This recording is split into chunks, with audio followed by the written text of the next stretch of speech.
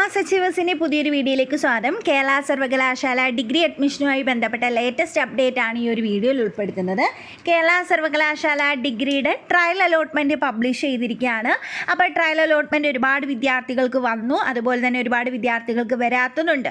അപ്പോൾ ട്രയൽ അലോട്ട്മെൻറ്റുമായി ബന്ധപ്പെട്ട് അതെങ്ങനെ ചെക്ക് ചെയ്യുക, ഫസ്റ്റ് അലോട്ട്മെൻറ്റിനെ പറ്റി, അതുപോലെ തന്നെ ഇൻഡെക്സ് മാർക്ക് എങ്ങനെയാണ് ഓപ്ഷൻസ് ആഡ് ചെയ്യുന്നത്, അതുപോലെ തന്നെ റീഅറേഞ്ച് ചെയ്യുന്നത്, ഫസ്റ്റ് അലോട്ട്മെൻറ്റ് കിട്ടാൻ എന്തൊക്കെ കാര്യങ്ങൾ ചെയ്യണം, ഇത്രയും കാര്യങ്ങളാണ് ഈ ഒരു വീഡിയോയിൽ നമ്മൾ ഡിസ്കസ് ചെയ്യുന്നത്. അപ്പോൾ വീഡിയോ മുഴുവനായിട്ട് കാണുക, നിങ്ങളുടെ ഫ്രണ്ട്സിന് എല്ലാവർക്കും ഷെയർ ചെയ്ത് കൊടുക്കുക. അതുപോലെ തന്നെ ഇപ്പോൾ തന്നെ ചാനൽ ഒന്ന് സബ്സ്ക്രൈബ് ചെയ്യുക, തൊട്ടടുത്തുള്ള ബെല്ലൈക്കൺ കൂടി ഒന്ന് എനേബിൾ ചെയ്യുക. അപ്പോൾ നിങ്ങൾക്ക് ഡിഗ്രി അഡ്മിഷനുമായിട്ട് അപ്ലോഡ് ചെയ്യുന്ന എല്ലാ വീഡിയോസും നോട്ടിഫിക്കേഷനായിട്ട് വരുന്നതായിരിക്കും. അപ്പോൾ Kerala university trial allotment publish ചെയ്തത് എങ്ങനെയാണ് നോക്കുന്നതെന്ന് ആദ്യം പറയാം. സൈറ്റിൻ്റെ ലിങ്ക് ഡിസ്ക്രിപ്ഷൻ ബോക്സിൽ കൊടുക്കാം. ലിങ്കിൽ ക്ലിക്ക് ചെയ്താൽ ഈ ഒരു ഫ്രെയിം ഓപ്പൺ ആയിട്ട് വരും. അതിൽ നിങ്ങൾ 4 ഇയർ ഡിഗ്രി പ്രോഗ്രാം എന്നുള്ളത് സെലക്ട് ചെയ്ത് രജിസ്റ്റർ ഹിയർ എന്നുള്ള ഓപ്ഷൻ ക്ലിക്ക് ചെയ്യുക. രജിസ്റ്റർ ഹിയർ എന്നുള്ള ഓപ്ഷൻ ക്ലിക്ക് ചെയ്യുമ്പോൾ ഇവിടെ നിങ്ങൾക്കൊരു ആപ്ലിക്കേഷൻ നമ്പറും പാസ്വേഡും ചോദിക്കും. ആപ്ലിക്കേഷൻ നമ്പർ എന്ന് പറയുന്നത് എന്താണ്, നിങ്ങൾക്ക് അപ്ലൈ ചെയ്ത സമയത്ത് നിങ്ങൾക്ക് കിട്ടിയതാണ് ആപ്ലിക്കേഷൻ നമ്പർ. ഒരു ആരക്ക നമ്പറാണ് കിട്ടുന്നത്, അത് എൻ്റർ ചെയ്യുക. പാസ്വേഡ് എന്ന് പറയുന്നത് നിങ്ങളുടെ ഡേറ്റ് ഓഫ് ബർത്ത് ആണ്. ഇത്രയും കാര്യങ്ങൾ നിങ്ങൾ ചെയ്യുക. ലോഗിൻ ചെയ്ത് കഴിയുമ്പോൾ നിങ്ങൾക്ക് നിങ്ങളുടെ പ്രൊഫൈൽ ഓപ്പൺ ആയിട്ട് വരും. അവിടെ അലോട്ട്മെൻറ്റ് എന്നുള്ളത് തന്നെയായിരിക്കും വരുന്നത്. അതിനകത്ത് ഇപ്പോൾ ഈ ഒരു സ്റ്റുഡൻറ്റിന് ട്രയൽ അലോട്ട്മെൻറ്റ് കിട്ടിയിരിക്കുകയാണ്. അപ്പോൾ ഇതിനകത്ത് congratulation, you have got A trial allotment, നിങ്ങൾക്ക് ഏത് സബ്ജക്റ്റാണ് കിട്ടിയത്, അതുപോലെ തന്നെ ഏത് കോളേജാണ് കിട്ടിയതെന്നുള്ളത് കാണിക്കും. ഇനി അല്ല, നിങ്ങൾക്ക് വന്നിട്ടില്ലെങ്കിൽ സോറി എന്നുള്ളൊരു മെസ്സേജ് ആയിരിക്കും കാണുന്നത്. ഇത്തരത്തിലാണ് നിങ്ങൾ ഈ ഒരു എന്ത് ചെയ്യേണ്ടത്, ഈ ഒരു പ്രൊഫൈലിലേക്ക് നിങ്ങൾ കയറി നിങ്ങളുടെ ട്രയൽ അലോട്ട്മെൻറ്റ് ചെക്ക് ചെയ്യേണ്ടത്. ഇനി നിങ്ങളുടെ ഫസ്റ്റ് അലോട്ട്മെൻറ്റ് എന്താണെന്നുള്ളതാണ്. ഫസ്റ്റ് അലോട്ട്മെൻറ്റ് വരുന്നത് 13-ാം തീയതിയാണ്, അതായത് മറ്റന്നാളാണ് ഫസ്റ്റ് അലോട്ട്മെൻറ്റ് വരുന്നത്. ഫസ്റ്റ് അലോട്ട്മെൻറ്റ് വരുന്നതിന് മുമ്പ് നിങ്ങൾക്ക് നാളെ വരെ എഡിറ്റ് ചെയ്യാനുള്ള അവസരമുണ്ട്. നാളെ 12-ാം തീയതി വരെ നിങ്ങൾക്ക് ഓപ്ഷൻസ് എഡിറ്റ് ചെയ്യാനായിട്ട് സാധിക്കും. ഇനി ഈ ഒരു ഫസ്റ്റ് അലോട്ട്മെൻറ്റിൽ കിട്ടാൻ എന്തൊക്കെ കാര്യങ്ങളാണ് ചെയ്യേണ്ടത്? ഫസ്റ്റ് അലോട്ട്മെൻറ്റ്, ഈ ഒരു ട്രയൽ അലോട്ട്മെൻറ്റ് കിട്ടി എന്ന് കരുതി ഫസ്റ്റ് അലോട്ട്മെൻറ്റിൽ കിട്ടണമെന്നില്ല. അതുപോലെ തന്നെ ട്രയൽ അലോട്ട്മെൻറ്റ് കിട്ടാത്ത വിദ്യാർത്ഥികൾക്കും ഫസ്റ്റ് അലോട്ട്മെൻറ്റിൽ കിട്ടാനുള്ള സാധ്യത ഉണ്ട്. അപ്പോൾ ഈ നിങ്ങൾ ട്രയൽ അലോട്ട്മെൻറ്റിന് മുമ്പ് നിങ്ങൾ ഏതെങ്കിലും കഫേയിൽ പോയി വെച്ചതായിരിക്കാം, അല്ലെങ്കിൽ സ്വന്തമായിട്ട് അപ്ലൈ ചെയ്ത വിദ്യാർത്ഥികൾ കാണും. നിങ്ങളൊരു 20 ഓപ്ഷൻ, നിങ്ങൾക്ക് ഇഷ്ടപ്പെട്ട 20 ഓപ്ഷൻ അങ്ങ് വെച്ച് ചെയ്ത്, അല്ലെങ്കിൽ ഏതെങ്കിലും കോഴ്സോ കോളേജുകളോ സെലക്ട് ചെയ്ത് വെച്ച് ചെയ്തു. അല്ലാതെ നിങ്ങൾ ഒരു കാര്യങ്ങളും എന്താണ് അതിൻ്റെ ഇൻഡെക്സ് മാർക്കോ അല്ലെങ്കിൽ മാർക്ക് എങ്ങനെയായിരിക്കും ആ കോളേജിൽ എടുക്കുന്നത്, ഇതൊന്നും കണ്ടിട്ടായിരിക്കത്തില്ല വെച്ചിരുന്നത്. അപ്പം അത് ഈ വർഷവും എന്താണ് മാറ്റം വരും. കാരണം ഓരോ വർഷവും അപ്ലൈ ചെയ്യുന്ന വിദ്യാർത്ഥികളുടെ എണ്ണം അനുസരിച്ച് ആ കോളേജിൽ എടുക്കുന്ന ഇൻഡെക്സ് മാർക്കിലൊക്കെ വ്യത്യാസം വരും. അപ്പോൾ ഇപ്പം നിങ്ങൾക്ക് ചെക്ക് ചെയ്യാൻ സാധിക്കുന്നത് ഇൻഡെക്സ് മാർക്കാണ്. അപ്പോൾ നിങ്ങൾ ഫസ്റ്റ് അലോട്ട്മെൻറ്റിൽ കിട്ടാൻ വേണ്ടി ആദ്യം നോക്കേണ്ടത് അവിടുത്തെ ഇൻഡെക്സ് മാർക്ക് നോക്കുക എന്നുള്ളതാണ്. അപ്പോൾ ഇൻഡെക്സ് മാർക്ക് നോക്കാൻ വേണ്ടി ഇവിടെ തന്നിട്ടുണ്ട്. ഈ സൈറ്റിൽ തന്നെ last index mark for trial allotment എന്നുണ്ട്. ആ last index mark for trial allotment click ചെയ്ത് കഴിഞ്ഞാൽ നിങ്ങൾക്കവിടെ ഒരു വിൻഡോ ഓപ്പൺ ആയിട്ട് വരും.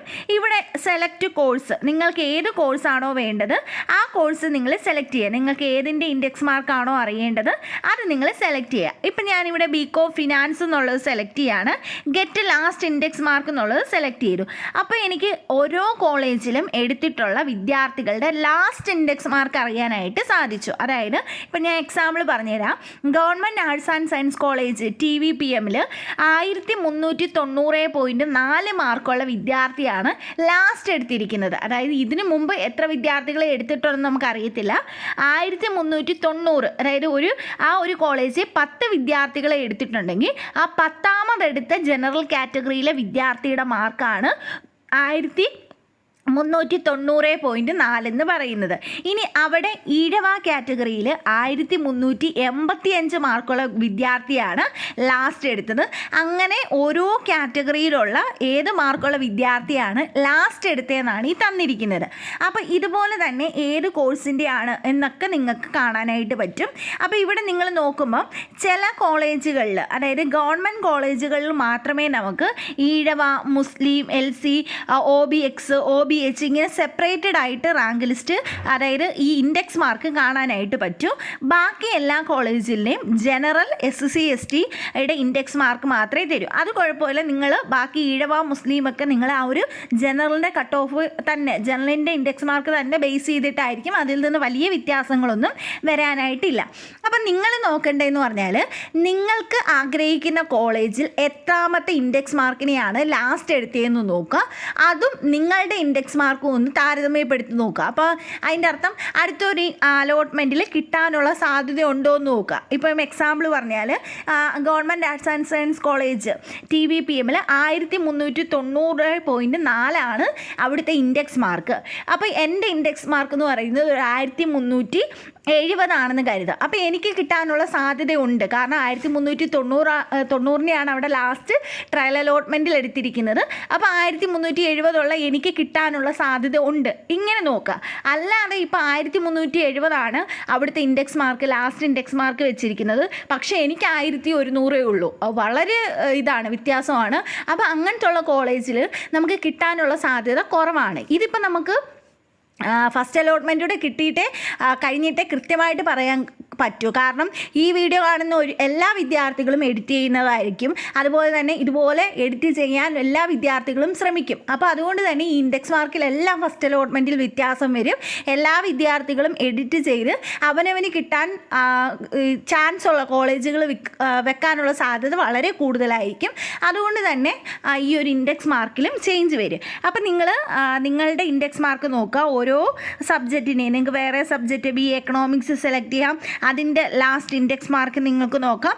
ഇങ്ങനെ ഓരോന്നിൻ്റെയും നിങ്ങൾക്ക് നോക്കാനായിട്ട് സാധിക്കും. അപ്പോൾ ഇത് നോക്കി നിങ്ങൾ കൃത്യമായിട്ട് കിട്ടാൻ സാധ്യതയുള്ള കോളേജുകൾ ഏതൊക്കെയാണെന്നുള്ളത് നോക്കിയിട്ട് നിങ്ങൾ വെക്കാനായിട്ട് ശ്രമിക്കുക.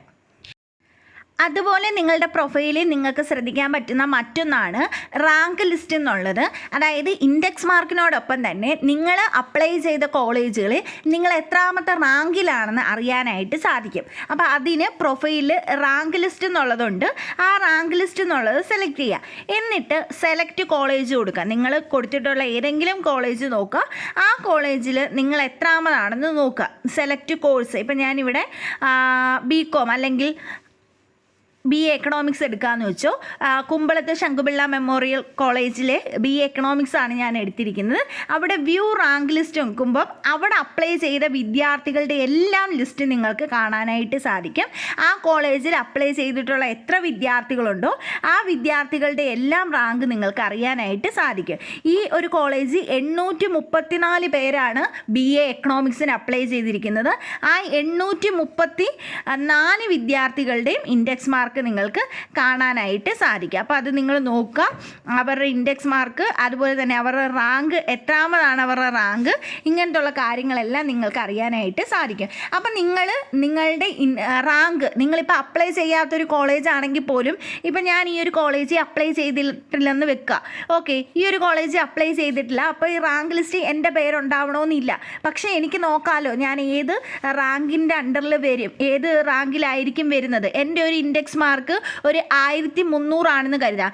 1300 ആണെങ്കിൽ 1300 എത്രാമത്തെ റാങ്കിലേക്ക് വരുമെന്ന് നോക്കാമല്ലോ. 1300 ഇപ്പം ഇവിടെ 1325, 1311. അപ്പോൾ ഇവിടെ ഞാൻ നോക്കുമ്പോൾ ഏകദേശം ഞാൻ 1303 ഒരു കുട്ടി ആ റാങ്ക് ലിസ്റ്റിലുണ്ട്. അതിന് തൊട്ട് താഴെ 1299. അപ്പോൾ അതിൻ്റെ രണ്ടിൻ്റെ നടുക്കായിരിക്കുമല്ലോ ഞാൻ വരുന്നത്. ഏകദേശം 68ാമത്തെ റാങ്കായിട്ട് ഞാൻ വരുന്നതായിരിക്കും. ഇങ്ങനെ നിങ്ങൾ കോളേജുകളും അതുപോലെ തന്നെ ഇൻഡെക്സ് മാർക്കും നോക്കുക. ഇതിൻ്റെ ബേസിൽ നിങ്ങളൊരു 20 കോളേജുകൾ സെലക്ട് ചെയ്ത് വെക്കുക. ഒരു കാര്യം പ്രത്യേകം ശ്രദ്ധിക്കുക, ഫസ്റ്റ് അലോട്ട്മെൻറ്റിന് ശേഷം എഡിറ്റ് ചെയ്യാനുള്ള അവസരം ഇല്ല. ഫസ്റ്റ് അലോട്ട്മെൻറ്റിന് ശേഷം ആകെയുള്ളത് നിങ്ങൾക്കൊരു കോളേജ് കിട്ടുകയാണെങ്കിൽ, നിങ്ങൾക്ക് സാറ്റിസ്ഫൈഡ് ആണെങ്കിൽ നിങ്ങളുടെ ഹയർ ഓപ്ഷൻസ് ക്യാൻസൽ ചെയ്ത് കളയാമെന്നുള്ളതേ ഉള്ളൂ. അല്ലാതെ പുതിയ ഓപ്ഷൻസ് ആഡ് ചെയ്യാനായിട്ട് സാധിക്കത്തില്ല. അതുകൊണ്ട് തന്നെ നിങ്ങൾ ഇപ്പോൾ വെക്കുന്ന 20 ഓപ്ഷൻസും കൃത്യമായിട്ട് വെക്കാനായിട്ട് ശ്രമിക്കുക.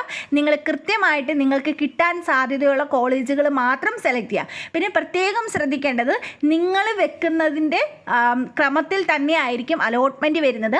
ആദ്യം നോക്കുന്നത്, ഇപ്പോൾ ഒരുപാട് വിദ്യാർത്ഥികൾക്ക് എല്ലാ വർഷവും വരുന്ന ഡൗട്ടാണ്, സെൽഫ് ഫിനാൻസിങ് കോളേജുകൾ വെച്ചാൽ സെൽഫ് ഫിനാൻസിങ് കോളേജേ വരുമോ എന്നുള്ളതൊക്കെ.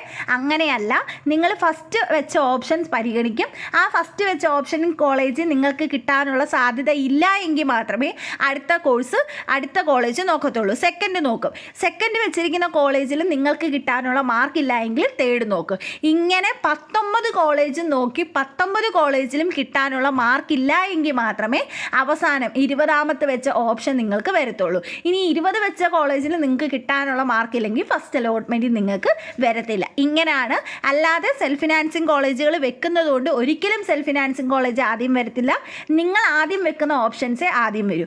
അതുകൊണ്ട് തന്നെ നിങ്ങൾക്ക് വേണ്ടുന്ന കോളേജിൻ്റെ പ്രിഫറൻസ് അനുസരിച്ച് മാത്രമേ നിങ്ങൾ ഓപ്ഷൻസ് വെക്കാവൂ. അപ്പോൾ ഒരുപാട് വിദ്യാർത്ഥികൾക്ക് ഡൗട്ടുണ്ട്. കൃത്യമായിട്ട് വീഡിയോ കേട്ട് മനസ്സിലാക്കിയതിന് ശേഷം മാത്രം നിങ്ങൾ ഓപ്ഷൻസ് വെക്കാനായിട്ട് ശ്രമിക്കുക.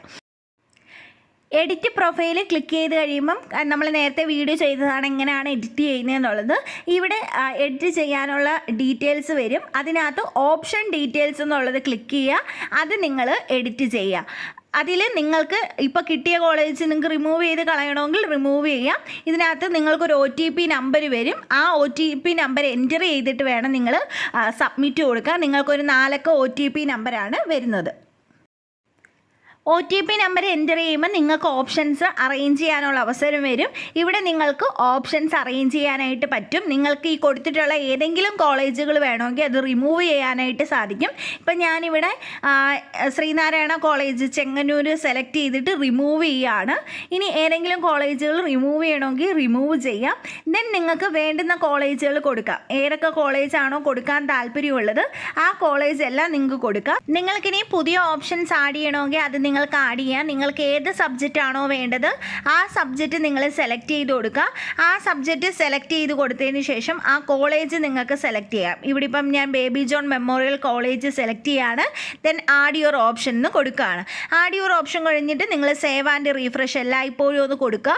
അപ്പോൾ നിങ്ങൾ ചേഞ്ച് ചെയ്ത് എന്താണോ അത് കൃത്യമായിട്ട് സേവ് ആൻഡ് റീഫ്രഷിൽ വരും. നെക്സ്റ്റ് ഞാൻ വീണ്ടും BCom സെലക്ട് ചെയ്യാണ്. MSM കോളേജ് കായംകുളം കൊടുക്കുകയാണ്.